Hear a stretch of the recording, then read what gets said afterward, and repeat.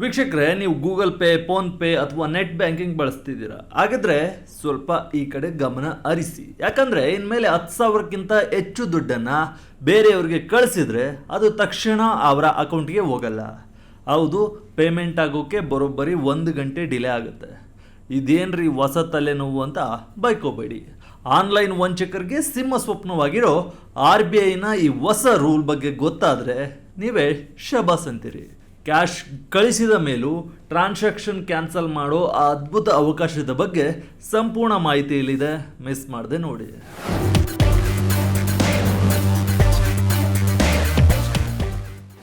S, RBI ತರಲು ಮುಂದಾಗಿರೋ new rule ನಿಮಗೆ ಅರ್ಥ ಆಗಬೇಕು ಅಂದರೆ ನಾನು ಒಂದು ಸಿನಾರಿಯೋ ಹೇಳ್ತೀನಿ.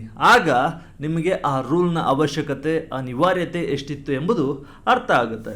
ನಿಮಗೆ ಯಾರೋ ಕಾಲ್ ಮಾಡ್ತಾರೆ, ನಿಮ್ಮನ್ನು ಎದುರಿಸ್ತಾರೆ ಅಥವಾ ಆಸೆ ಹುಟ್ಟಿಸ್ತಾರೆ. ಅವರ ಮಾತಿಗೆ ಮರಳಾಗ್ತೀರಿ ಅಥವಾ ಬೈಬಿದ್ದು ನೀವು ಗಡಿಬಿಡಿಯಲ್ಲಿ ಒಂದು ದೊಡ್ಡ ಮೊತ್ತದ ಅಮೌಂಟನ್ನು ನಿಮ್ಮ ಅಕೌಂಟಿಂದ ಅವರ ಅಕೌಂಟ್ಗೆ ಟ್ರಾನ್ಸ್ಫರ್ ಮಾಡ್ತೀರಿ. ಹಣ ನಿಮ್ಮ ಅಕೌಂಟ್ನಿಂದ ಕಟ್ ಆದ ಕೆಲವೇ ನಿಮಿಷಗಳಲ್ಲಿ, ಕೆಲವೇ ಸೆಕೆಂಡ್ಗಳಲ್ಲಿ ಅಯ್ಯೋ ನಾನು ಮೋಸ ಹೋದೆ, ಇದು ಫ್ರಾಡ್ ಅಂತ ನಿಮಗೆ ರಿಯಲೈಸ್ ಆಗುತ್ತೆ. ಆದರೆ ಅಷ್ಟೊತ್ತಿಗಾಗಲೇ ಆ ವಂಚಕ ಆ ಕ್ಯಾಶನ್ನು, ಆ ಅಮೌಂಟನ್ನು ATMನಿಂದ ಡ್ರಾ ಮಾಡಿ ಪರಾರಿಯಾಗಿರ್ತಾನೆ. ಈ ಥರದ್ದು ದಿನ ಬೆಳಗಾದರೆ ನಮ್ಮ ಸುತ್ತಮುತ್ತ ನಡೀತಾನೆ ಇರುತ್ತೆ. ನಿಮ್ಮ ಗಮನಕ್ಕೂ ಬಂದಿರುತ್ತೆ, ನೀವೇ ವಿಕ್ಟಿಮ್ ಆಗಿದ್ರೂ ಆಗಿರ್ಬೋದು. ಇಂಥ ಸಂದರ್ಭದಲ್ಲಿ ನೀವು ಅಮೌಂಟನ್ನು ಟ್ರಾನ್ಸ್ಫರ್ ಮಾಡಿದರೂ ಕೂಡ ಅದು ವಂಚಕನ ಅಕೌಂಟ್ಗೆ ಹೋಗೋಕ್ಕೆ 1 ಗಂಟೆ ಟೈಮ್ ತಗೊಂಡ್ರೆ ಆ 1 ಗಂಟೆಯ ಗ್ಯಾಪ್ನಲ್ಲಿ ನೀವು ಆ ಟ್ರಾನ್ಸ್ಫರನ್ನು ಕ್ಯಾನ್ಸಲ್ ಮಾಡೋ ಅವಕಾಶ ಸಿಕ್ಕರೆ ಹೇಗಿರುತ್ತೆ? ಎಸ್, ಎಂಥ ರಿಲೀಫ್ ಅಲ್ವಾ? ಈಗ ಆ ರಿಲೀಫನ್ನು ನೀಡಲು RBI ಮುಂದಾಗಿದೆ. ಈ ಹೊಸ ರೂಲ್ಸ್ಗಳಿಂದ ಸಾಮಾನ್ಯ ಜನರಿಗೆ ಏನು ಲಾಭ? ಆ 1 ಗಂಟೆಯ ಡಿಲೇ ರೂಲ್ ಏನು? ಕಿಲ್ ಸ್ವಿಚ್ ಅಂದರೆ ಏನು? ಇದ್ರ ಜೊತೆ ಏಪ್ರಿಲ್ 1ರಿಂದ digital payment, FASTag, PAN card ವಿಚಾರದಲ್ಲಿ ಏನೆಲ್ಲ ಬದಲಾವಣೆ ಆಗಿದೆ ಅನ್ನೋದನ್ನು ಈ ವಿಡಿಯೋದಲ್ಲಿ ಸಂಪೂರ್ಣವಾಗಿ ಭಾಳ ಸಿಂಪಲ್ ಆಗಿ ಹೇಳ್ತಾ ಹೋಗ್ತೀನಿ. ವಿಡಿಯೋನ ಕೊನೆವರೆಗೂ ಸ್ಕಿಪ್ ಮಾಡದೆ ನೋಡಿ. ಬನ್ನಿ, ಮತ್ತೆ ಆಗ್ತಡ. ಹಣ ಕಳಿಸಿದ್ರೂ 1 ಗಂಟೆ ಹೋಗಲ್ಲ. RBIನ ಬ್ರಹ್ಮಾಸ್ತ್ರ ವಂಚಕರಿಗೆ ಕಡಿವಾಣ.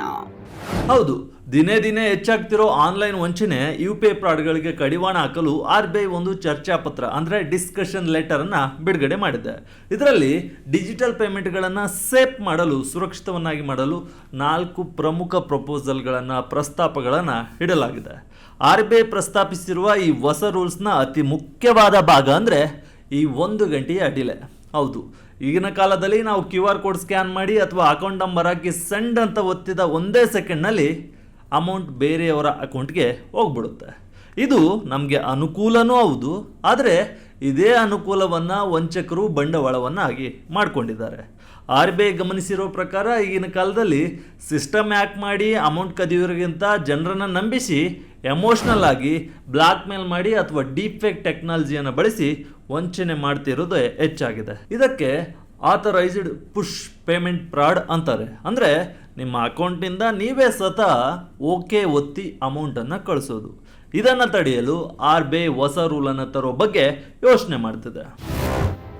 ಬರುತ್ತೆ 1 ಗಂಟೆ ಕೂಲಿಂಗ್ ಆಫ್ ಪೀರಿಯಡ್. ವಂಚಕರು ಯಾವಾಗಲೂ ಈಗಲೇ ಹಣ ಕಳಿಸಿ, ಇಲ್ಲಾಂದರೆ ಅರೆಸ್ಟ್ ಮಾಡಿಸ್ತೀವಿ, ಅರ್ಜೆಂಟಾಗಿ ಕಳಿಸಿ ಅಂತ ಅವಸರ ಮಾಡ್ತಿರ್ತಾರೆ, ಅರ್ಜೆಂಟ್ ಮಾಡ್ತಿರ್ತಾರೆ. ಇದನ್ನು ಕಂಟ್ರೋಲ್ ಮಾಡೋಕ್ಕೆ, ಇದನ್ನು ತಡೆಯೋಕೆ RBI ಅಕೌಂಟ್ನಿಂದ ಅಕೌಂಟ್ಗೆ ಮಾಡೋ 10,000 ರೂಪಾಯಿಗಿಂತ ಹೆಚ್ಚಿನ ಅಮೌಂಟ್ನ ವರ್ಗಾವಣೆಗೆ 1 ಗಂಟೆಯ ಕೂಲಿಂಗ್ ಆಫ್ ಪೀರಿಯಡ್ ಅಥವಾ ಟೈಮ್ ಲ್ಯಾಗ್ ತರಲು ಪ್ರಸ್ತಾಪಿಸಿದೆ. ಅಂದರೆ ನೀವು 10,000 ರೂಪಾಯಿಗಿಂತ ಹೆಚ್ಚು ಹಣವನ್ನು ಕಳಿಸಿದರೆ ಅದು ತಕ್ಷಣವೇ ರಿಸೀವರ್ ಅಕೌಂಟ್ಗೆ ಹೋಗಲ್ಲ, 1 ಗಂಟೆ ಡಿಲೇ ಆಗುತ್ತೆ. ಈ 1 ಗಂಟೆ ಟೈಮ್ನಲ್ಲಿ ನಿಮಗೆ ತಾನು ಮೋಸ ಹೋಗ್ತಿದ್ದೀನಿ ಅಂತ ಅನಿಸಿದರೆ, ಅರಿವಾದರೆ ನೀವು ತಕ್ಷಣವೇ ಆ ಟ್ರಾನ್ಸಾಕ್ಷನನ್ನು ಕ್ಯಾನ್ಸಲ್ ಮಾಡ್ಬೋದು, ಕಟ್ ಮಾಡ್ಬೋದು. ಇದು ವಂಚಕರು ಸೃಷ್ಟಿಸಿರೋ ಅರ್ಜೆನ್ಸಿಗೆ ದೊಡ್ಡ ಪೆಟ್ಟನ್ನು ನೀಡಲಿದೆ. ಜೊತೆಗೆ ಬ್ಯಾಂಕ್ಗಳಿಗೂ ಕೂಡ ಅನುಮಾನಾಸ್ಪದ ಟ್ರಾನ್ಸಾಕ್ಷನ್ ಅಂತ ಚೆಕ್ ಮಾಡೋಕ್ಕೆ ಒಂದಿಷ್ಟು ಟೈಮ್ ಸಿಗುತ್ತೆ. ಇದರಿಂದ ಒಂದಿಷ್ಟು ಅನಾನುಕೂಲ ಆದರೂ ಕೂಡ ವಂಚನೆಗೆ ಕಡಿವಾಣ ಬೀಳೋದು ಫಿಕ್ಸ್ ಅಂತ ಹೇಳ್ಬೋದು. ಹಿರಿಯ ನಾಗರಿಕರಿಗೆ ಬರುತ್ತೆ ಸ್ಪೆಷಲ್ ಸೇಫ್ಟಿ. 50,000 ರೂಪಾಯಿ ಮೇಲ್ಪಟ್ಟರೆ ಬೇಕು ಪರ್ಮಿಷನ್. ಇನ್ನೊಂದು ದೊಡ್ಡ ಸಮಸ್ಯೆ ಅಂದ್ರೆ ವಯಸ್ಸಾದವರು ಅಂದ್ರೆ ಸೀನಿಯರ್ ಸಿಟಿಜನ್ಸ್ ಮತ್ತು ವಿಕಲಚೇತನರು ಈ ಆನ್ಲೈನ್ ಫ್ರಾಡ್ಗಳಿಗೆ ಈಸಿಯಾಗಿ ಟಾರ್ಗೆಟ್ ಆಗ್ತಾರೆ. ವಂಚಕರು ಇವರನ್ನ ಎದುರಿಸಿ ಅಥವಾ ಇವರ ಸಂಬಂಧಿಕರ ತರ ನಟಿಸಿ ಹಣ ಪಿಕ್ತಾರೆ. ಇದನ್ನ ತಡೆಯೋಕೆ RBI ಮತ್ತೊಂದು ಸೂಪರ್ ಪ್ಲಾನ್ ಅನ್ನ ರೆಡಿ ಮಾಡಿದೆ. ಈ ದುರ್ಬಲ ವರ್ಗದವರು 50,000 ರೂಪಾಯಿಗಿಂತ ಹೆಚ್ಚಿನ ಮೊತ್ತವನ್ನ ಆನ್ಲೈನ್ನಲ್ಲಿ ಟ್ರಾನ್ಸ್ಫರ್ ಮಾಡಬೇಕಾದ್ರೆ ಹೆಚ್ಚುವರಿ ಅಥೆಂಟಿಕೇಶನ್ ಬೇಕಾಗುತ್ತೆ. ಅಂದರೆ ಅಡಿಷ್ನಲ್ ಅಥೆಂಟಿಕೇಶನ್ ಬೇಕಾಗುತ್ತೆ. ಅಂದರೆ ಅವರು ಮೊದಲೇ ಬ್ಯಾಂಕ್ನಲ್ಲಿ ಒಬ್ಬ ಟ್ರಸ್ಟೆಡ್ ಪರ್ಸನ್ ಅಥವಾ ನಂಬಿಕಸ್ಥ ವ್ಯಕ್ತಿಯನ್ನು ರಿಜಿಸ್ಟರ್ ಮಾಡಿಸಿರಬೇಕು. ಅದು ಮಗ ಆಗಿರ್ಬೋದು, ಮಗಳಾಗಿರ್ಬೋದು, ಗಂಡ ಆಗಿರ್ಬೋದು, ಹೆಂಡತಿ ಆಗಿರ್ಬೋದು ಅಥವಾ ಆಪ್ತರು ಕೂಡ ಆಗಿರ್ಬೋದು. 50,000ಕ್ಕಿಂತ ಹೆಚ್ಚು ಹಣವನ್ನು ಕಳಿಸುವಾಗ ಆ ನಂಬಿಕಸ್ಥ ವ್ಯಕ್ತಿಗೂ ನೋಟಿಫಿಕೇಶನ್ ಹೋಗುತ್ತೆ. ಅವರು ಓಕೆ ಅಂದಮೇಲೆ ಮಾತ್ರ ಆ ಅಮೌಂಟ್ ಟ್ರಾನ್ಸ್ಫರ್ ಆಗುತ್ತೆ. ಇದು ವಯಸ್ಸಾದವರನ್ನ ಫ್ರಾಡ್ನಿಂದ ಕಾಪಾಡೋಕೆ ಮಾಡ್ತಿರೋ ಬಹುದೊಡ್ಡ ಸ್ಟೆಪ್ ಅಂತ ಹೇಳ್ಬೋದು. ಮ್ಯೂಲ್ ಅಕೌಂಟ್ಸ್ಗೆ RBI ಲಿಮಿಟ್. ಏನಿದು ಯೂನಿವರ್ಸಲ್ ಕಿಲ್ ಸ್ವಿಚ್? ವೀಕ್ಷಕರೇ, ಈ ವಂಚಕರು ತಮ್ಮ ಅಮೌಂಟನ್ನು ತಮ್ಮ ಸ್ವಂತ ಅಕೌಂಟ್ಗೆ ಹಾಕಿಸ್ಕೊಳ್ಳಲ್ಲ. ಬದಲಾಗಿ ಯಾರದೋ ಬಡವರ ಅಥವಾ ಬೇರೆಯವರ ಡಾಕ್ಯುಮೆಂಟ್ ಬಳಸಿ ನಕಲಿ ಅಕೌಂಟ್ಗಳನ್ನು ಓಪನ್ ಮಾಡಿಸಿರ್ತಾರೆ.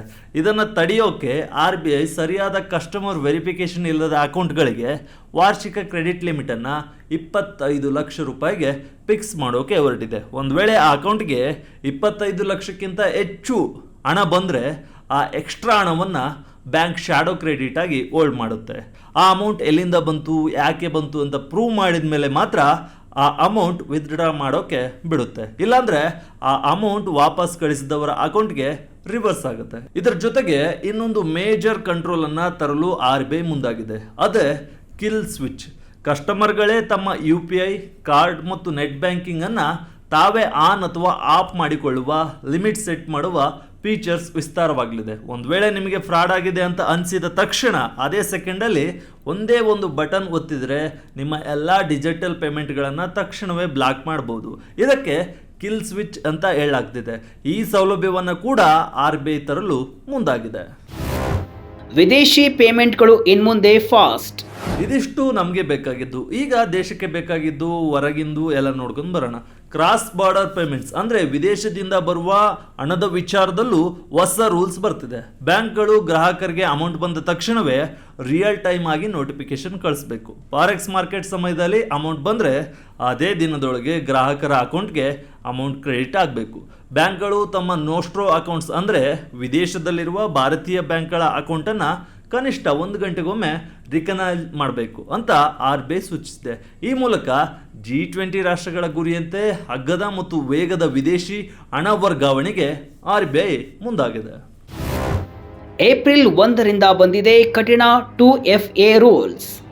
ವೀಕ್ಷಕರೇ, ಇನ್ನೊಂದು ಅತಿ ಮುಖ್ಯವಾದ ಬದಲಾವಣೆ ಏಪ್ರಿಲ್ 1ರಿಂದ ಆಗಿದೆ. ಇದ್ರ ಬಗ್ಗೆ ನಿಮಗೆ ಈಗಾಗಲೇ ಗೊತ್ತಿರುತ್ತೆ. ಡಿಜಿಟಲ್ ಪೇಮೆಂಟ್ಗಳಿಗೆ ಬರೀ OTP ಮಾತ್ರ ಇದ್ದರೆ ಇನ್ನು ಮುಂದೆ ನಡೆಯಲ್ಲ. ಸಿಮ್ ಸ್ವ್ಯಾಪ್ ಫ್ರಾಡ್ಗಳನ್ನು ತಡೆಯೋಕೆ 2 ಫ್ಯಾಕ್ಟರ್ ಅಥೆಂಟಿಕೇಶನ್ ಕಡ್ಡಾಯ ಆಗಿದೆ, ಮ್ಯಾಂಡೇಟರಿ ಆಗಿದೆ.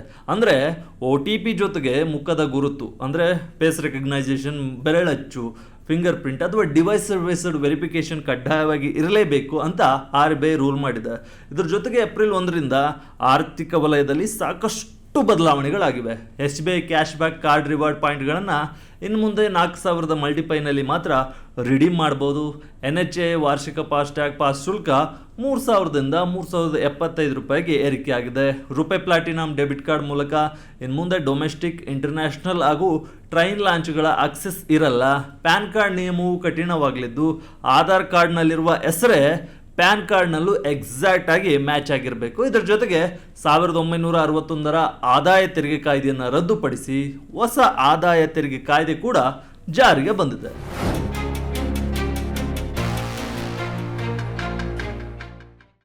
ಒಟ್ಟಿನಲ್ಲಿ ಆನ್ಲೈನ್ ಪೇಮೆಂಟ್ಸ್ ಎಷ್ಟು ಫಾಸ್ಟಾಗಿ ಬೆಳೆದಿದೆಯೋ ವಂಚನೆಗಳು ಕೂಡ ಅಷ್ಟೇ ಸ್ಮಾರ್ಟ್ ಆಗಿವೆ. ಕೇವಲ OTP ಮೇಲೆ ಡಿಪೆಂಡ್ ಆಗೋದು ಸೇಫ್ ಅಲ್ಲ ಅನ್ನೋದು RBIಗೂ ಗೊತ್ತಾಗಿದೆ. ಭದ್ರತೆ ಮತ್ತು ಅನುಕೂಲ ಎರಡನ್ನೂ ಸರಿದೂಗಿಸಲು RBI ಈ ಕಠಿಣ ರೂಲ್ಸ್ಗಳನ್ನು ತರ್ತಿದೆ. ಸದ್ಯಕ್ಕೆ ಇದು ಡಿಸ್ಕಷನ್ ಪೇಪರ್ ಆಗಿದ್ದು ಮೇ 8ರವರೆಗೆ ಸಾರ್ವಜನಿಕರಿಂದ ಪ್ರತಿಕ್ರಿಯೆಯನ್ನು ಆಹ್ವಾನಿಸಿದೆ. ಇದಕ್ಕೆ ಸಮಯಾವಕಾಶವನ್ನು ನೀಡಿದೆ. ಆಮೇಲೆ ಇದನ್ನು ಕಡ್ಡಾಯವಾಗಿ ಜಾರಿಗೆ ತರುವ ರೂಪುರೇಷೆಗಳು ತಯಾರಾಗಲಿವೆ.